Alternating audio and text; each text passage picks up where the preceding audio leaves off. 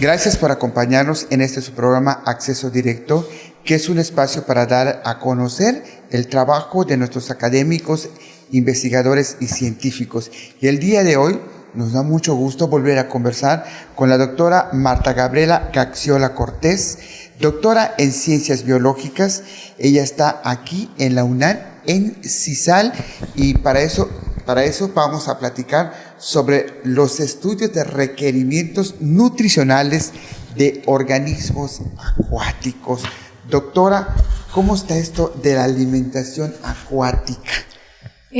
Buenos días. Mire, esta área de conocimiento surgió en el siglo XX, a mediados del siglo XX más o menos, y surgió junto con la necesidad de empezar a cultivar los organismos marinos o dulceacuícolas, porque evidentemente que las pesquerías pues ya no daban abasto en general en el mundo para aportar los alimentos para el hombre que provienen del mar o de cuerpos dulceacuícolas.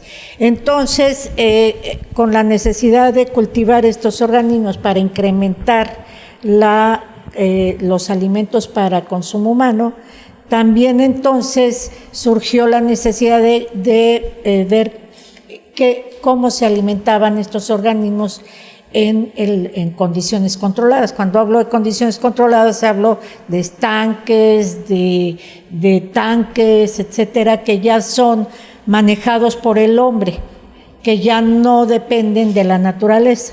Antes, normalmente el hombre tenía una función de extractor de la naturaleza y se obtenía por la pesca todos los productos del mar, o inclusive los dulceacuícolas, y con eso se suplía la proteína marina para el consumo humano. Ahora, y cada vez es más grave la situación, casi ya no hay pesca y es muy necesaria la acuacultura, es decir... Y la industria que usted está haciendo de la alimentación acuícola. Exacto.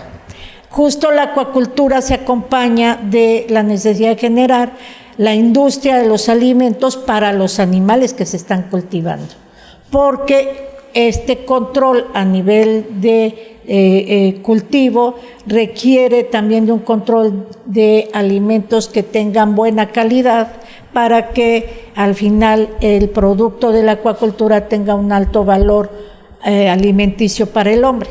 Por lo tanto, al parejo de generarse la acuacultura industrial, se generó la industria de la tecnología de alimentos, y esta tecnología de alimentos requiere del concurso de la nutrición acuícola, es decir, conocer todas las bases fisiológicas con las cuales los organismos tienen la capacidad de alimentarse y utilizar ingredientes y fuentes, ingredientes muy diversos para generar lo que se llama alimentos formulados, que requieren de conocer tanto la calidad de los ingredientes desde el punto de vista químico como bioquímico, y luego hacer las pruebas de alimentación para ver cómo lo absorben y cuánto crecen los animales. Esta industria de la nutrición acuícola ya es una industria fuerte. Tenemos compañías de alimentos nacionales y transnacionales que ya elaboran alimentos balanceados. En México fundamentalmente son para camarón, porque es la industria acuícola más poderosa, y también, por ejemplo, la tilapia como industria en México también es poderosa. Estas dos industrias ya requieren de compañías que generen alimentos por miles de toneladas al año para poder sostener la industria. Ahora, ¿nosotros qué hacemos? Nosotros, los nutriólogos acuícolas, estudiamos la fisiología de los organismos, por un lado, buscamos cuáles de los ingredientes que se encuentran ya sea en la naturaleza o ya sea procesados, son los mejores, son los candidatos para generar fórmulas específicas para obtener máximos crecimientos de los organismos que estamos cultivando, por ejemplo, aquí en la UNAM. Que aquí en la UNAM tenemos una diversidad de cultivos como son los de camarones, tropicales que trabajamos peces marinos, se trabaja el pulpo y eventualmente se trabaja caballito de mar, etcétera, etcétera. Todos estos organismos necesitan de alimentos que cubran sus requerimientos nutricionales y esa es la labor que nosotros hacemos aquí, los estudios básicos para decidir qué ingredientes son los idóneos, qué fórmulas son las adecuadas para obtener el máximo de crecimiento. Esta información nosotros normalmente la publicamos y entonces las compañías de alimentos toman toda esta información para generar sus propias fórmulas y ya pues venderlas a los productores a nivel industrial, ¿no? Por ejemplo, el alimento del mero. ¿Cómo se hace el alimento del mero? ¿Qué ingredientes tiene el alimento del mero? ¿Y cómo vio en las cuestiones químicas que sí le conviene y no al mero? Claro, nosotros generamos un programa de investigación largo de más o menos 8 años para estudiar todos los requerimientos nutricionales de los animales del medio natural para poderlos adaptar al proceso reproductivo. Y trabajamos con el requerimiento de proteína. Primero hicimos una selección de las mejores fuentes de proteína a través de los estudios de digestibilidad in vitro y aparente. La digestibilidad in vitro significa que tomamos las zonas donde se producen las enzimas, en el caso del mero, el estómago, los ciegos pilóricos, el intestino, hacemos un homogenado y los llevamos a un pH adecuado y luego los enfrentamos a los ingredientes. Y a través de una técnica de química analítica obtenemos lo que se llama el grado de hidrólisis, que es el grado en el que realmente el animal podría en un momento dado digerir estas fuentes de estos ingredientes. Y hicimos un barrido de muy diversos ingredientes: harina de pescado, harina de calamar, harina de camarón, concentrado proteico de soya, concentrado proteico de canola, en fin, evaluamos más o menos 12 ingredientes.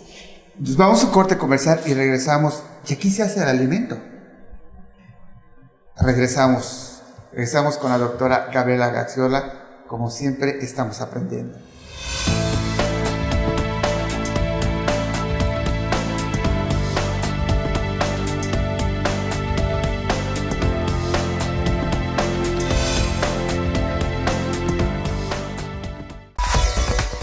Los periodistas Emilio Moller y Emilio E. Moller, con su análisis profundo y lectura entre líneas, nos transportan a ese espacio político y de debate que solo aquí puedes ver.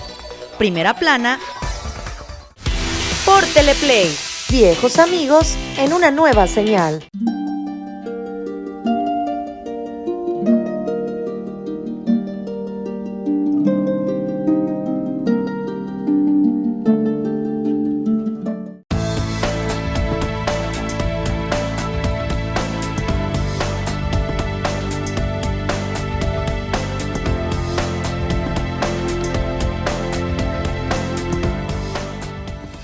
Gracias por acompañarnos en este programa Acceso Directo y estamos platicando con la doctora Marta Gabriela Gaxiola Cortés, doctora en Ciencias Biológicas, y nos estaba platicando sobre los alimentos, cómo se fabrican los alimentos para peces y camarones, y en este caso del mero. Nos dijo que tuvo que estudiar al mero. ¿Y cómo se hacen los alimentos? ¿Nos los puede explicar? Bueno, sí, básicamente, normalmente nosotros tenemos las harinas que o las fabricamos o las compramos. ¿Qué se fabrica acá? Aquí podemos fabricar harinas de camarón, de peces si hace falta. Hemos generado hidrolizados, podemos generar harina de calamar si necesitamos, etcétera, porque basta con secar o liofilizar los organismos, molerlos, secarlos y hacerlos polvo y ya generamos un ingrediente. ¿Aquí se hace? A veces sí o no, depende de la cantidad que necesitemos y de la especie con la que vamos a trabajar. En este caso, una precondición que estamos nosotros teniendo ahorita es que como estas fórmulas que vamos a proponer a la industria acuícola deben de poderse sostener a nivel industrial, entonces no trabajamos con fuentes o con ingredientes emergentes porque no tendría la industria el flujo de ingredientes para sostener una fórmula a nivel industrial. Entonces, una cosa es buscar ingredientes emergentes, y esa es una línea de trabajo que se ha hecho, lo hemos hecho, y otra cosa es usar ingredientes que están en el mercado, probar su potencial de digestión y de absorción por los organismos, y luego ya presentar las fórmulas a las compañías de alimentos para que lo puedan hacer a nivel industrial. Darles nuevas fórmulas, ¿no? Darles fórmulas específicas. Por ejemplo, del mero rojo del Caribe no hay nada hecho. Es decir, solo lo que hemos hecho nosotros de nutrición básica está hecho y algo hay publicado, pero no hay un alimento ad hoc al mero rojo del Caribe. Todo eso lo hemos generado aquí. El trabajo original es de aquí, de la UNAM. ¿Nos puede decir sobre este alimento, sobre el mero rojo? Sí, nosotros le decía, probamos los ingredientes. ¿Qué ingredientes son? Probamos harina de pescado, harina de calamar, concentrado proteico de soya, inclusive algo que salió muy interesante es que pueden usar el suero de leche, que es un producto cárnico de la vaca, que el perfil de la proteína es muy bueno y lo asimiló muy bien el mero. Entonces estamos incluyendo, por ejemplo, suero leche, que dio muy buena digestibilidad, harina de camarón, etcétera. Todas estas harinas son las con las cuales generamos la fórmula idónea para el mero, porque ya sabemos que lo digieren bien. Inclusive hicimos ya los estudios de requerimiento de proteína. Sabemos que el mero tiene un requerimiento de proteína que va por arriba del 52%, es muy carnívoro, y logramos también hacer el trabajo de reemplazar un poco de proteína por lípidos o grasas del alimento, que nos permitió disminuir a 42% el requerimiento de proteína. Y esto es muy bueno porque para futuros proyectos de engorda, cuando tengamos nosotros los alevines que se irán a producir eventualmente aquí mismo en la UNAM, en el proyecto de reproducción de mero, tendremos ya las fórmulas adecuadas para poder proponer los esquemas de cultivo, ¿no? Es decir, tener los alimentos adecuados para hacer la engorda de los animales, y ojalá podamos ya tener un paquete completo tecnológico para hacer transferencia a los productores interesados, ¿no? Por ejemplo, los peces de ornato, usted decía que los caballitos de mar, ellos aquí igual se producen su alimento. Los caballitos de mar son un punto y aparte, porque no se ha logrado hasta el momento que el animal coma alimento inerte, es decir, alimento formulado. Lo que más se ha avanzado es darle alimento congelado a los adultos, y porque tienen un mecanismo de alimentación muy específico y una conducta alimentaria muy específica y hasta cierto punto complicada. Eso no quiere decir que no se está trabajando en eventualmente llegar a poder tener un alimento que tenga las características de flotabilidad y la coloración para que el caballito de mar lo identifique y lo pueda succionar, porque realmente hace una succión cuando jala el alimento, ¿no? ¿Y el pulpo, que es tan inteligente? El pulpo, sí, trabajamos en esto. El doctor Rosas tiene el programa ahora. Inicialmente trabajé yo con él en las primeras formulaciones de alimento inerte para pulpo, funcionó muy bien. Las primeras formulaciones las hicimos con materias primas convencionales, con ingredientes convencionales, con la finalidad de eventualmente... ¿Qué materias primas? Pues harina de pescado, concentrado proteico de soya, harina de calamar, etcétera. Y entonces con esas dietas convencionales logramos algún crecimiento. Después, pues ya el programa de pulpo se derivó a usar otras fuentes de proteína, y pues ya mi exalumno Pedro Gallardo tomó la batuta en la parte de nutrición de pulpo y pues ya ahí van en paralelo ellos trabajando con esto, pero sí lo iniciamos desde el 2004, 2005, lo iniciamos juntos el doctor Rosas y yo. Y luego ya, pues, con mi exalumno que entró a trabajar de nutriólogo, pues ya está él avanzando fuertemente con eso, ¿no? Nos vamos a corte comercial y regresamos.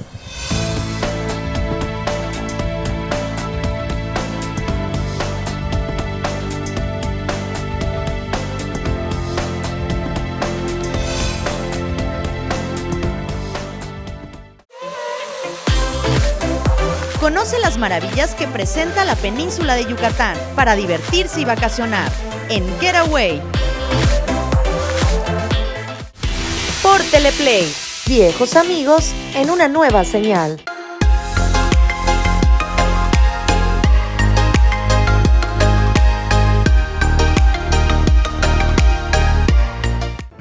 Las noticias más importantes de nuestra entidad con información actualizada y veraz. Solo las encontrarás con Freddy Heredia en Yucatán es Noticia.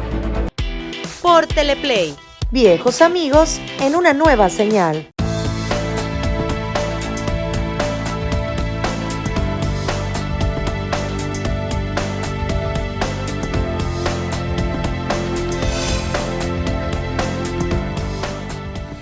Regresamos, estamos platicando con la doctora Gabriela Gaxiola Cortés, doctora en Ciencias de la UNAM, y nos va a explicar cómo se hace el alimento para peces. Doctora, ¿nos puede explicar al respecto? Sí, miren, ahora, digamos, es la fase práctica en la cual, una vez que conocimos los requerimientos nutricionales y los ingredientes idóneos, generamos una formulación que se puede observar en la hoja de cálculo que está ahí impresa, y podemos observar que esa formulación no es otra cosa que la cantidad de gramos que cada materia prima va a utilizarse para generar la fórmula completa. Si ustedes observan, la formulación tiene harina de calamar, concentrado proteico de soya, harina de pescado, harina de trigo, tiene suero de leche, colesterol, levadura, etcétera. Tiene todos los ingredientes que necesitamos. ¿Para qué es? En este caso, este alimento se va a utilizar para camarón en un experimento en el que vamos a evaluar el nivel óptimo de inclusión de vitaminas antioxidantes para mantenerle la calidad espermática a los machos de camarón, porque hay un problema de que la calidad espermática en cautiverio se deteriora y perdemos producción. Y esto ha sido pues un asunto que los productores han estado señalando continuamente. Me refiero a los productores que producen las poslarvas de camarón, que quieren que sus animales estén de mejor calidad mucho más tiempo. O sea, que los camarones que están en cautiverio pierden cuestiones espermáticas. Pierden lo que se denomina calidad espermática, que es que los espermatozoides empiezan a perder viabilidad y por lo tanto se va mermando la reproducción. Y en este caso hay un alimento especial para mantenerles la calidad espermática a los machos. Por eso es un alimento de muy buenas fuentes de proteína, pero además le estamos incluyendo vitaminas antioxidantes para ver cuál es el nivel óptimo en el que el animal mantiene al máximo su calidad espermática. ¿Hay una harina base en este caso? La harina base sigue siendo calamar, pescado, porque se trata de reproductores. Ya en juveniles de camarón hemos logrado la sustitución hasta de un 95% de la harina pescado usando fuentes de proteína vegetal, pero está circunscrito a la engorda. En el caso de la reproducción, el animal sigue necesitando harinas de alta calidad proteica de origen marino. Entonces se siguen manteniendo para estos fines.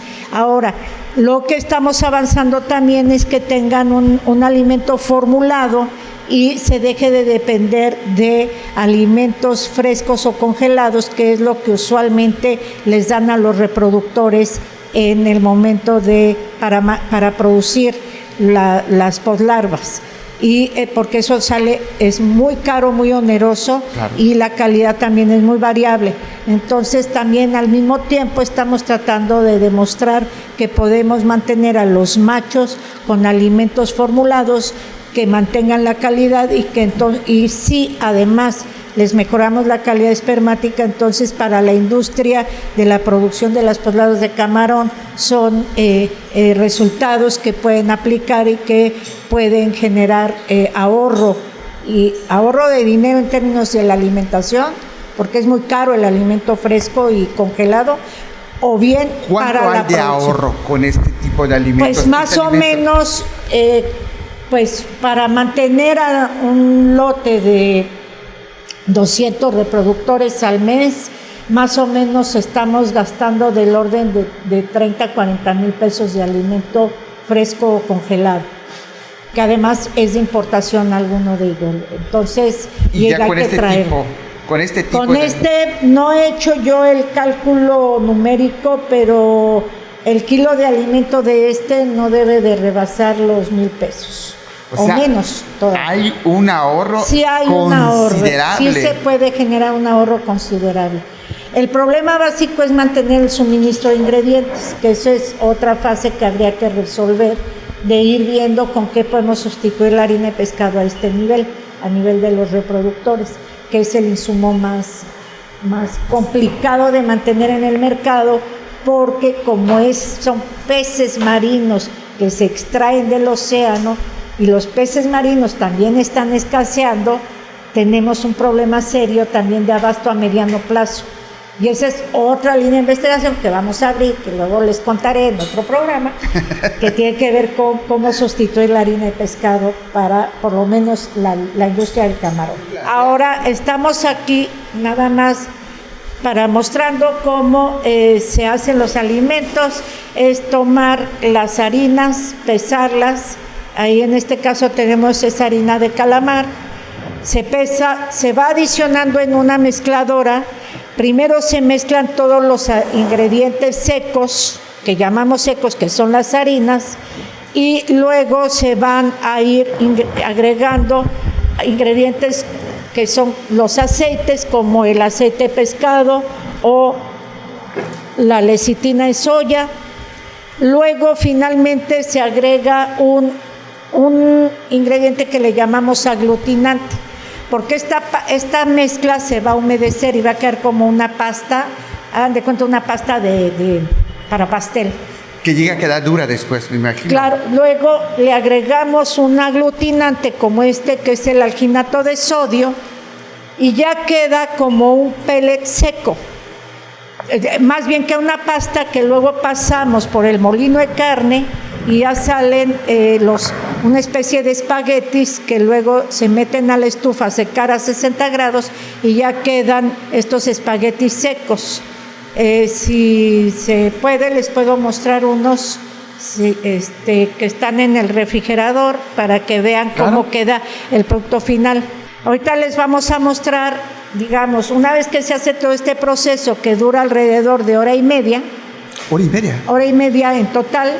Ya se ponen a secar en estufas especiales a 60 grados y después de 8 horas se saca el alimento y les voy a mostrar, queda como una especie de espaguetis secos, vamos a decir,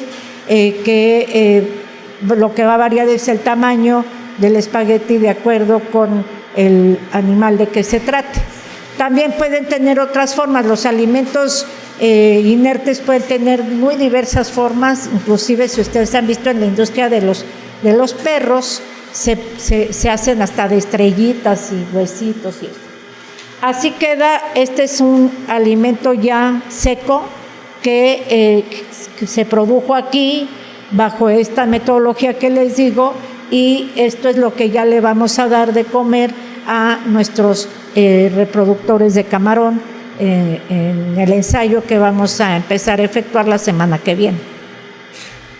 Gracias por acompañarnos y como siempre, no dejamos de aprender y hay mucho que aprender con la doctora Gabriela sobre la nutrición de peces y camarones. Gracias por acompañarnos. Muchas gracias. Buenas tardes.